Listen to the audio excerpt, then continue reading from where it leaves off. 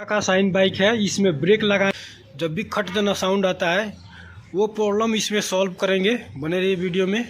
ताना रॉड दिखाई दे रहा है, ये जो इसी में खट खट का साउंड आता है। ये जो 13 नंबर का बोल्ट है यहाँ पे, ये जब लूज होगा तो तब भी ब्रेक लगाने पर खट खट की साउंड आएगा। ये तो टाइट है और ये भी यहाँ कैंची में जुड़ा हुआ रहता है।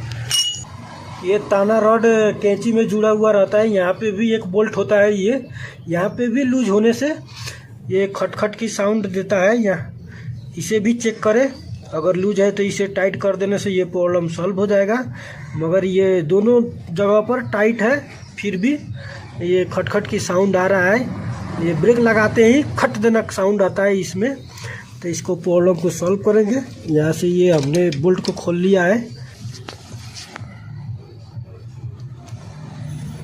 ये जो बोल्ट है इसमें बुश टाइप का होता है। इसमें एक स्प्रिंग वाशर लगा करके, इस तरह का वाशर, उसके बाद इसे टाइट करेंगे, ये प्रॉब्लम सॉल्व हो जाएगा। ये बुश की वजह से ये अच्छी तरीक़े से प्रॉपर टाइट नहीं हो पाता है और ये खटखट की साउंड देने लगता है। इस तरह से लगा करके अब इसे यहाँ पे टाइट करेंगे, यहाँ पे इसे टाइट कर देंगे, ये प्रॉब्लम सॉल्व हो जाएगा। ये ताना रॉड थोड़ा सा भी लूज होगा तो ये ब्रेक लगाने पर खटखट की साउंड होगा।